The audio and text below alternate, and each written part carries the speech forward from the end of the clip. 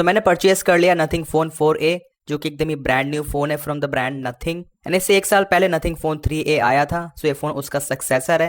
अब एक्चुअल में इस फ़ोन में आपको कितने अपग्रेड्स मिलते हैं, क्या क्या नए फीचर्स हैं, इसी के साथ कंपटीशन के हिसाब से यहाँ पे इस फ़ोन में आपको कुछ एक्स्ट्रा बेनिफिट्स मिलते भी या फिर नहीं, हर चीज़ के बारे में यहाँ पे डिटेल में बात करने वाले हैं। अब मैंने इसको फ्लिपकार्ट से परचेस करा था, मुझे फ़ोन कल रात को डिलीवर हो गया था। सो यहाँ पे मैंने इसकी टेस्टिंग वगैरह कर ली है in terms of throttling, benchmark, gaming, इसी के साथ कैमरा टेस्ट वगैरह भी। एंड पहले ही बता दूं ये कोई रिव्यू यूनिट नहीं है, इसको मैंने खुद के पैसों से परचेस करा है। सो यहाँ पे आपको हर चीज़ एकदम ही ऑनेस्टली बताने वाला हूँ इस फ़ोन के बारे में।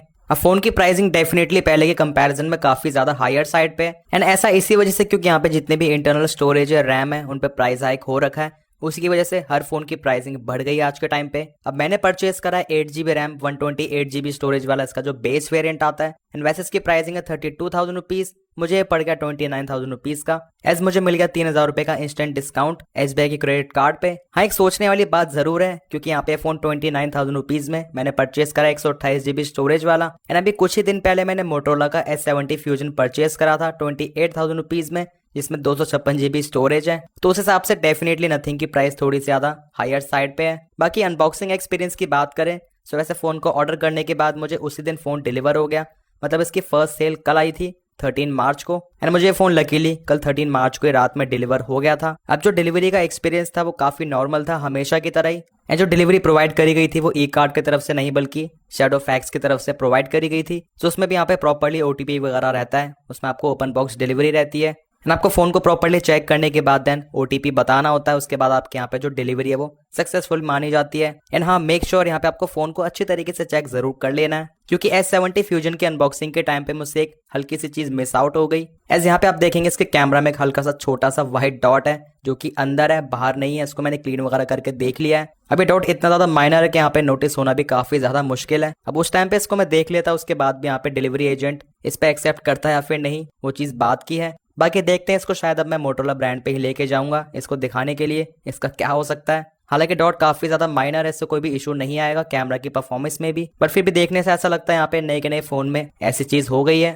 बाकी फोन के बॉक्स में आपको ऑब्वियसली चार्जर नहीं मिलता है, आपको जस्ट यहाँ पे Type-C to Type-C केबल मिलती है, दैट्स इट। तो आपको इस फोन के लिए चार्जर अलग से परचेस करना पड़ेगा। एंड जो नथिंग का ओरिजिनल चार्जर है उसकी प्राइस भी अच्छी खासी रहती है। हाँ, बट फोन का अनबॉक्स करने के बाद एक चीज मुझे बहुत ही ज्यादा अच्छी लगी, दैट यहाँ पे डिस्प्ले पे ऑलरेडी एक आपको फिल्म अप्लाइड मिलती है जो कि एक पतली सी प्लास्टिक फिल्म है, बट बहुत ही अच्छी चीज़ है। यहाँ पे आपको फोन को अनबॉक्स करने के बाद ही तुरंत ही भागना नहीं पड़ेगा टेम्पर्ड ग्लास अप्लाई करने के लिए। आप जस्ट फोन को इस तरीके से नॉर्मली इस्तेमाल कर सकते हो कुछ दिन तक। अब वैसे फोन की इन हैंड फीलिंग की बात करें, इसकी डायमेंशंस वगैरह, तो फोन डेफिनेटली कोई बहुत ज़्यादा कॉम्पैक्ट नहीं है, एक ठीक ठाक साइज का फोन है। एंड क्योंकि इसके डिज़ाइन में आपको यहाँ पे इस तरीके से एकदम ही फ्लैट एजेस मिलते हैं, दैट्स वाई फोन को इस तरीके से हाथ में होल्ड करने में आपको एक हल्का सा बल्क फील होता है डेफिनेटली। क्योंकि जो side frame and back glass अगर ये इस तरीके से थोड़ा सा कर्वेचर में होते तो फोन को हाथ में होल्ड करने में बहुत ही ज्यादा कंफर्ट लगता है। एंड इसी के साथ फोन की चौड़ाई भी अच्छी खासी है। सो यहाँ पे आप एक हाथ से इस तरीके से फोन को आसानी से होल्ड नहीं कर पाओगे। एंड आपको ज्यादातर केसेस में फोन को इस्तेमाल करने के लिए दो हाथ का इस्तेमाल तो करना ही पड़ेगा। अब डायमेंशंस के साथ साथ फोन का वेट भी आपको ठीक ठाक मिल जाता है, इसका वेट अराउंड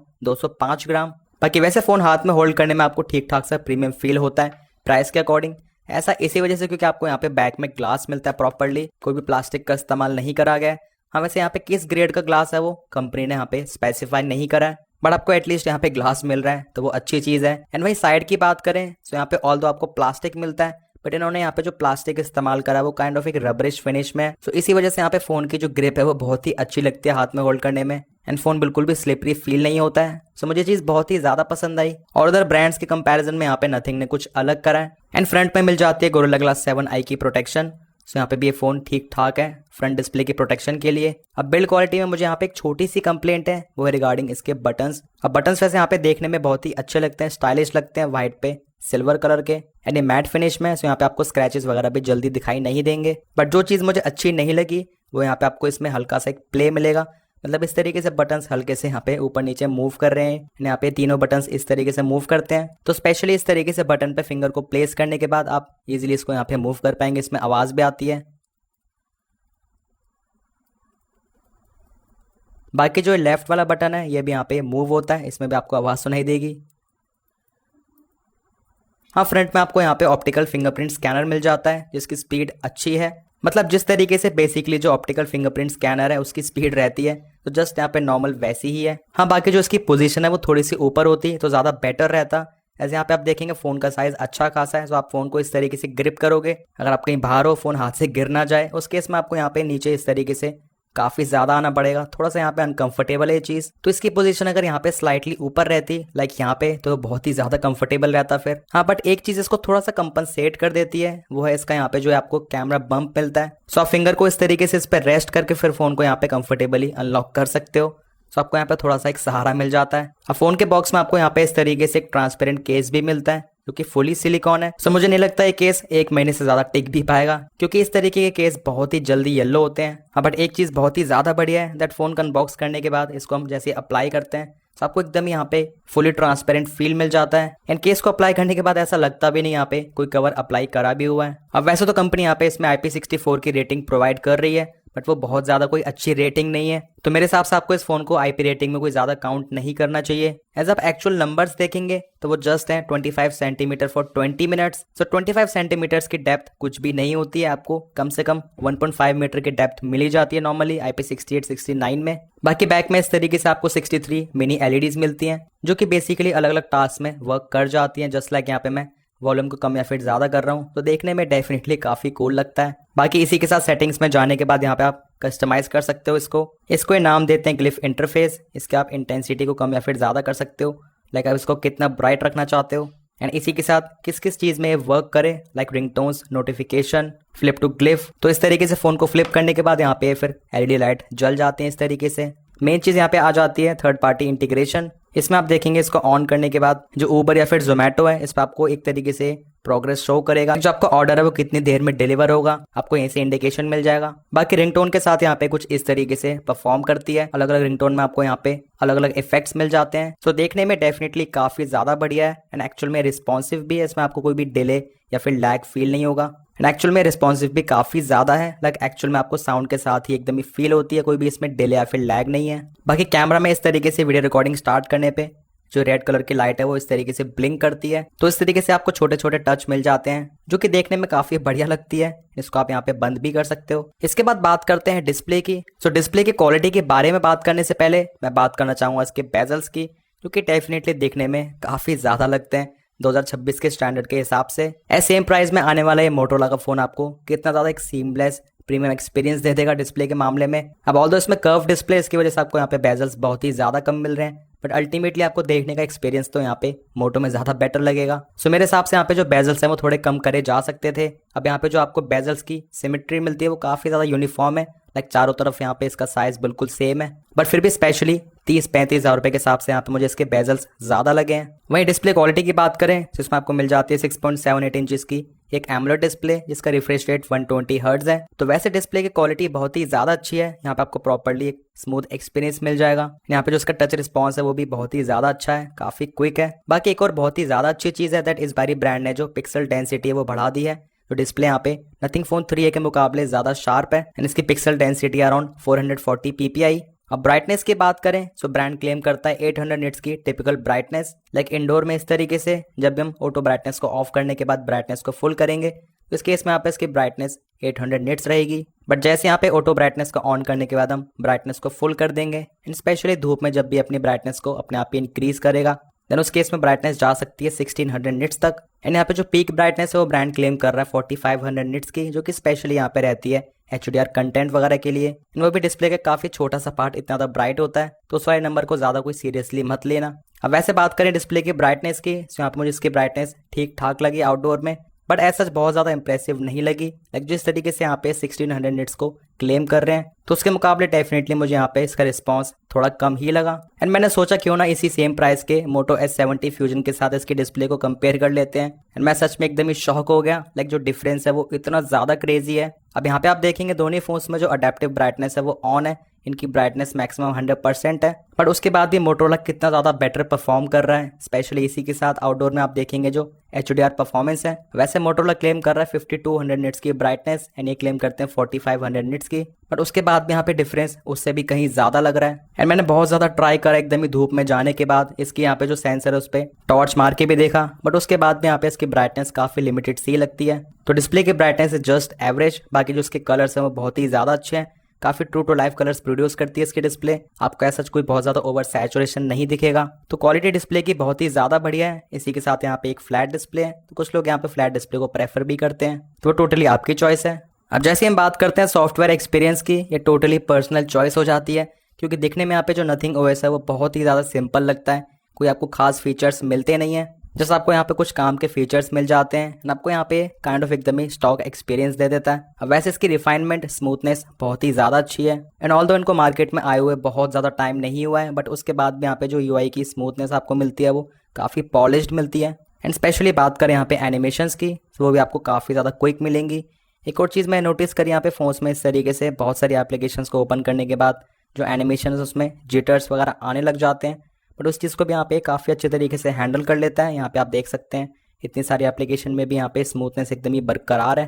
बाकी फ़ोन को अनबॉक्स करने के बाद यहाँ पे इसमें एक सॉफ्टवेयर अपडेट आ गई थी जिसका size around 600 MB।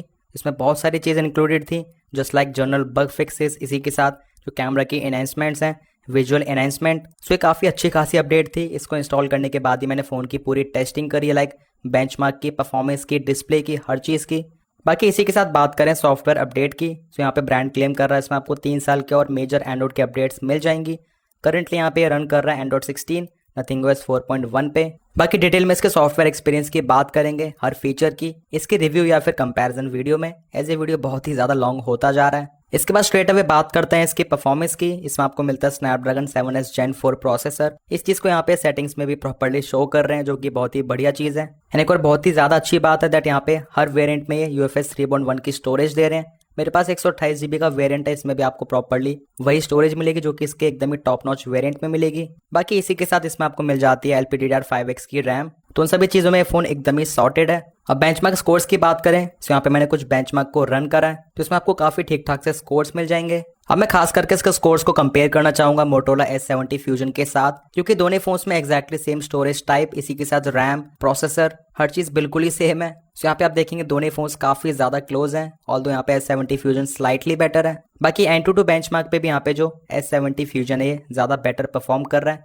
Just with slight margin. And वही CPU थ्रोटल टेस्ट की बात करें, तो यहाँ पे मैंने इसमें रन करा 15 मिनट्स के लिए। सो वैसे आप देखेंगे इसकी परफॉर्मेंस ड्रॉप बहुत ही ज़्यादा कम है, एकदम ही ना के बराबर ही है। लाइक यहाँ पे जो ग्राफ है वो बीच में येलो भी नहीं हुआ है, एकदम ही फुल परफॉर्मेंस से ज़्यादातर टाइम पे दे रहा था ग्रीन कलर के ग्राफ के साथ। वैसे आप देखेंगे 15 मिनट के बाद यहाँ पे जो इसका स्कोर है वो 91%, मतलब कहीं ना कहीं यहाँ पे 9% की थ्रॉटलिंग हुई है। एंड एक्जैक्टली सेम चिपसेट के साथ आने वाले S70 फ्यूजन में यहाँ पे आप देखेंगे 15 मिनट के बाद कोई भी थ्रॉटलिंग नहीं हुई थी। बाकी इसका एंड S70 फ्यूजन का डिटेल कंपैरिजन मेरे चैनल पे काफ़ी जल्दी आने वाला है, so make sure to subscribe this channel. And बाकी हीटिंग की भी बात करें, तो यहाँ पे क्योंकि इस फोन में आपको बैक में ग्लास मिलता है, सो यहाँ पे हल्का फुल्का ये वार्म तो फील ज़रूर होता है हैवी टास्क परफॉर्म करने में, एंड इसी के साथ गेमिंग वगैरह में भी। अब ऐसा कोई बहुत ज़्यादा ओवर हीटिंग नहीं है, बट आपको यहाँ पे हल्का फुल्का एक फील हो जाएगा दैट यहाँ पे आप कोई हैवी टास्क परफॉर्म कर रहे हो। एंड वही गेमिंग की बात करें, तो यहाँ पे आपको ज़्यादातर गेम्स में अच्छी खासी ग्राफिक्स सेटिंग्स मिल जाती हैं। लाइक एसफल्ट में आपको प्रॉपर्ली 60 FPS का सपोर्ट मिलता है, यानी अच्छे तरीके से 60 FPS पे गेम प्ले कर लेता है। आपको यहाँ पे ऐसा कोई भी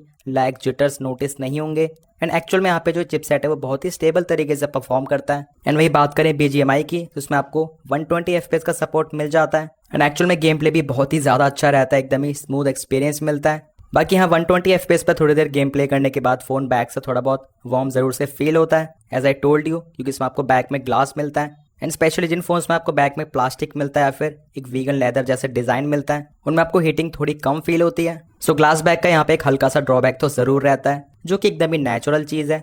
बाकी मैंने इसमें गेम प्ले करके देखा HDR+ एक्सट्रीम में, क्योंकि यहाँ पे उसको भी सपोर्ट करता है। अब HDR ग्राफिक्स पे यहाँ पे प्रॉपर्ली 60 FPS नहीं दिखते हैं, कभी कभार आपको यहाँ पे हल्के फुल्के जिटर्स नोटिस ज़रूर होते हैं। एंड स्पेशली जिस तरीके से आपको हाई एंड फोन्स में या फिर आईफोन वगैरह में HDR एक्सट्रीम पे परफॉर्मेंस मिलती है एकदम ही चिपका के 60 FPS, वो आपको इतना ज़्यादा फील इसमें नहीं हो पाएगा। बट स्पेशली कम ग्राफिक्स पे हाई FPS का सपोर्ट लाइक 90 या फिर 120 वो बहुत ही ज़्यादा बढ़िया लगता है। एंड स्पेशली जिसको भी ठीक ठाक गेमिंग भी करनी है, लाइक बहुत ज़्यादा एक्सट्रीम गेमिंग तो नहीं, तो उस तरह के पर्सन भी यहाँ पे इस फ़ोन के साथ एकदम ही सेटिस्फाई हो जाएंगे। अब इसके बाद मैं बात करना चाहूँगा कुछ ऐसी चीज़ों की जो कि एक फ़ोन में बहुत ज़्यादा इंपॉर्टेंट होती हैं। सबसे पहली चीज़ इसकी हैप्टिक वाइब्रेशन, वो मुझे बहुत ही ज़्यादा अच्छी लगी। लाइक प्राइस के हिसाब से इसके जो हैप्टिक फीडबैक है काफ़ी ज़्यादा स्ट्रॉन्ग है। लाइक प्राइस के हिसाब से जिस तरीके से इसमें आपको हैप्टिक फीडबैक मिलता है वो एकदम ही जस्टिफाइड है। एंड इसी के साथ कॉल के टाइम पे आने वाली वाइब्रेशन भी बहुत ज़्यादा वीक नहीं है।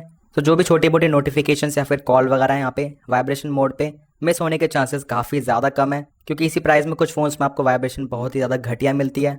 एंड स्पेशली यहाँ पे जो उसके स्पीकर्स हैं उसने मुझे काफ़ी ज़्यादा इंप्रेस करा। आपको लाउडनेस अच्छी खासी मिल जाती है। एंड इसी के साथ यहाँ पे जो आपको स्टीरियो इफेक्ट मिलता है काफ़ी ज़्यादा इमर्सिव है। एंड स्पेशली सभी फ्रीक्वेंसीज काफ़ी ज़्यादा अच्छी तरीके से प्रोड्यूस करते हैं इसके स्पीकर्स। स्पेशली जो हाई नोट्स हैं, छनक वाली आवाज़ें हैं, वो बहुत ही अच्छी निकल कर आती हैं। तो गाने वगैरह सुनने में बहुत अच्छा एक्सपीरियंस लगता है। इसी के साथ कुछ और चीज़ें, जस्ट लाइक इस वाले फ़ोन में ई सिम का सपोर्ट है या फिर नहीं, तो आपको यहाँ पे ई सिम का सपोर्ट नहीं मिलता है। इसी के साथ इसमें मेमोरी कार्ड का स्लॉट भी नहीं है। एंड काफ़ी सारे लोगों को डाउट्स हैं वायरलेस चार्जिंग है या फिर नहीं, तो इसमें वो भी नहीं है। एंड इसी के साथ आपको यहाँ पे गूगल डायलर मिलता है, तो इस वजह से आपको यहाँ पे जो कॉल रिकॉर्डिंग मिलती है वो मिलेगी अनाउंसमेंट वाली। बाकी वैसे अगर आप किसी और डायलर को इंस्टॉल करना चाहते हो तो वो आपकी चॉइस है। अब कैमरास की बात करें तो यहाँ पे मिल जाता है 50 मेगापिक्सल का मेन कैमरा एंड इसी के साथ 50 मेगापिक्सल का एक टेलीफोटो कैमरा जो कि आता है 3.5x ऑप्टिकल जूम के साथ। एंड इसी के साथ टेलीफोटो लेंस के थ्रू यहाँ पे आपको 7x का भी जूम ऑप्शन मिल जाता है। बाकी 8 मेगापिक्सल का एक बेसिक सा अल्ट्रा वाइड कैमरा, बाकी फ्रंट में 32 मेगापिक्सल का एक सेल्फी कैमरा। अब एक्चुअल में यहाँ पे इसका आउटपुट किस तरीके से है उसकी बात करते हैं। सो पहले बात करें अल्ट्रा वाइड कैमरा की, क्योंकि 8 मेगापिक्सल है इसकी वजह से यहाँ पे आपको उसमें शार्पनेस डिटेल्स बहुत कोई खास नहीं दिखेंगी। हाँ, बस सॉफ्टवेयर प्रोसेसिंग के थ्रू यहाँ पे जो कलर्स हैं HDR डिसेंट तरीके से मैनेज कर लेता है। एंड जैसे स्विच करते हैं मेन कैमरा में तो इसमें आपको डेफिनेटली कंपैरेटिवली काफ़ी बेटर शार्पनेस दिखेंगी, क्योंकि ये 50 मेगापिक्सल का है। एंड पिक्सल बिनिंग के थ्रू ये फोटोज को अराउंड 12 मेगापिक्सल पे कैप्चर करता है। बाकी इसमें आपको 1x से ही 2x का ऑप्शन मिलता है जो कि डिजिटल जूम है। तो बेसिकली यहाँ पे जो कलर साइंस है, वाइट बैलेंस है, वो हर चीज़ सेम रहेगी, क्योंकि यहाँ पे मेन कैमरा से स्विच कर रहा है 2x में। बट जैसे स्विच करते हैं 3.5x टेलीफोटो कैमरा में तो यहाँ पे आपको बहुत अच्छी क्वालिटी तो मिलती ही है ऑप्टिकल जूम की वजह से। एंड इसके बाद फर्दर 7x पे भी। बट एक चीज़ आप नोटिस करेंगे सो वो यहाँ पे आपको दिखेगा कलर टेम्परेचर में डिफरेंस। टेलीफोटो कैमरा में स्विच करने के बाद यहाँ पे काफी ज्यादा वार्म टोन शो होती है। एज राइट वाले सैंपल्स में आप देखेंगे बहुत ज्यादा वार्म टोन दिख रही है। एंड एग्जैक्टली इस सिचुएशन में भी 3.5x एंड 7x पे। एंड स्पेशली मेन कैमरा से यहाँ पे जो शिफ्ट है वो बहुत ज्यादा एग्रेसिव लगता है, ये कंसिस्टेंसी काफी खराब करता है। बाकी जूम की बात करें, ब्रांड क्लेम कर रहा है इसमें आपको 70x तक का जूम मिलता है। बट आई थिंक यहाँ पे जो यूजेबल एक्चुअल जूम है वो 10 से लेके 15x ही है। एस 70x पे ऑब्वियसली यहाँ पे ऑयल पेंटिंग जैसा इफेक्ट दिखता है। इन्हें काफी ज्यादा हेवीली डिजिटल प्रोसेसिंग करता है इसमें। थिंक फोन 4A के बैक कैमरा से यहाँ पे 1080p 30 FPS में ही लेंस स्विचिंग कर सकता है। तो यहाँ पे आप देखेंगे ये अल्ट्रा वाइड कैमरा, इसमें आपको डेफिनेटली थोड़ी बहुत एक ओवर प्रोसेसिंग, ओवर शार्पनेस देखने को मिलेगी। जैसे इससे मैं स्विच करता हूँ 1x पे तो यहाँ पे आप देखेंगे डिटेल्स काफ़ी ज़्यादा बेटर लगती हैं, एक हाई क्वालिटी वीडियो डेफिनेटली लगती है। बाकी इसके बाद जैसे स्विच करते हैं 3.5x टेलीफोटो कैमरा में तो यहाँ पे भी आपको बहुत अच्छा ऑप्शन मिल जाता है जूम का, काफ़ी अच्छी क्वालिटी मिल जाती है ऑप्टिकल लेंस की वजह से। तो यहाँ पे आपको 1x 3.5x दोनों काइंड ऑफ सेटिस्फैक्टरी रिजल्ट दे देंगे। बट अल्ट्रा वाइड कैमरा की क्वालिटी जस्ट डिसेंट है, क्योंकि ये 8 मेगापिक्सल भी है। अब 4K 30 FPS पे आपको वीडियो रिकॉर्डिंग के दौरान डिस्प्ले पे 1x एंड 3.5x दोनों ऑप्शन ये शो करता है। बट यहाँ पे अगर हम रिकॉर्डिंग को स्टार्ट करने के बाद 1x से 3.5x पे इस तरीके से जूम करते हैं तो यहाँ पे जस्ट डिजिटल जूम है। दैट मीन्स 4K 30 FPS में यहाँ पे किसी भी लेंस पे स्विच नहीं कर पाता है। अगर आपको 3.5x which is telephoto camera इस पे 4K 30 FPS की वीडियो शूट करनी है तो आपको रिकॉर्डिंग के पहले इस पे टैप करना होगा, इस पे पहले से स्विच करने के बाद देन यहाँ पे आप इस वाली लेंस से वीडियो शूट कर सकते हो। एंड ये वीडियो है 1080p 60 FPS, तो यहाँ पे डेफिनेटली 4K 30 या फिर 1080p 30 के मुकाबले एक ओवर प्रोसेसिंग हल्की फुल्की ज़्यादा एक एक्स्ट्रा शार्पनेस दिख रही है। ऐसा लगता है यहाँ पे 60 FPS को कंपनसेट करने के लिए थोड़ा बहुत इस तरीके से ओवर प्रोसेसिंग कर रहा है। सो आपको एकदम ही बेस्ट क्वालिटी की वीडियो चाहिए in terms of sharpness details, तो आपको यहाँ पे 4K पे शूट करना। बात करें तो यहाँ पे मिलती है 5400 mAh की बैटरी। अब मैंने नाइट से इस फ़ोन को जितना भी इस्तेमाल करा है मुझे बैटरी लाइफ एकदम ही सेटिस्फैक्ट्री लग रही है। मतलब ऐसा नहीं कि बहुत ज़्यादा कोई अमेजिंग बैटरी लाइफ है, बट खराब तो बिल्कुल भी नहीं है। इसकी battery life definitely above average है। अब वैसे तो 5400 mAh की बैटरी की बहुत ज़्यादा कम नहीं होती है, बट क्योंकि कंपटीशन में 6000, 6500 या फिर 7000 mAh की बैटरी इजीली मिलने लग गई है, तो उस हिसाब से आपको डेफिनेटली यहाँ पे इसका जो नंबर है वो कम लगेगा। बट एक्चुअल में इसकी बैटरी लाइफ कैसे परफॉर्म करती है रियल वर्ल्ड में, तो उसके लिए मैं इसका बैटरी टेस्ट जरूर से लेके आऊंगा। बाकी वैसे नॉर्मली इस्तेमाल करने में फोन एक दिन आराम से काट देगा एंड एकदम ही लाइट यूजेज में ये फोन आराम से 1 से लेकर 1.5 दिन तक भी चल सकता है। लेकिन यहाँ पे जो इसकी ऑप्टिमाइजेशन है वो काफ़ी ज़्यादा अच्छी रहती हैं एंड स्पेशली यहाँ पे जो नथिंग ओएस है वो बहुत ज़्यादा कोई हैवी है नहीं, बहुत ज़्यादा फीचर्स भी नहीं है, तो इसी वजह से यहाँ पे जो इसका पूरा यूआई है वो काफ़ी ज़्यादा एफिशिएंट रहता है। बाकी इसका कंपैरिजन और अदर फोन्स के साथ काफ़ी जल्दी मेरे चैनल पे आने वाला है एंड इसी के साथ ये वाला वीडियो पसंद आया है so make sure to like this video. Channel पर नहीं हो so make sure to subscribe this channel along with bell icon. कोई भी डाउट्स है फिर क्वेरीज है you can ask in the comment sections. मिलते हैं मेरे नेक्स्ट इन्फॉर्मेटिव वीडियोस में। Till then take care.